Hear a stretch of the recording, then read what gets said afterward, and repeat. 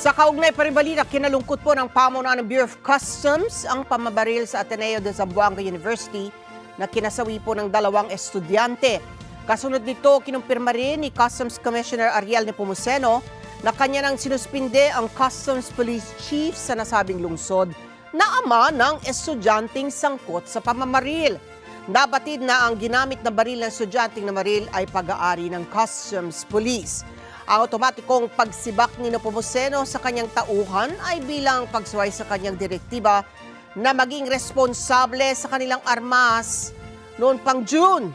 Kasabay ng pakikiramay sa mga naulila ng mga biktima, iniutos ng BOC Commissioner ang inventaryo sa lahat ng issued firearms sa lahat ng kanyang tanggapan at pinarerepaso na rin kung nakasusunod ang kanilang mga tauhan para sa pag-iingat nito upang hindi na maulit ang nasabing insidente. Samantala, nanawagan naman ang Zamboanga City Government sa publiko na manatiling kalmado at mapagbantay matapos ang malagim na trahedya.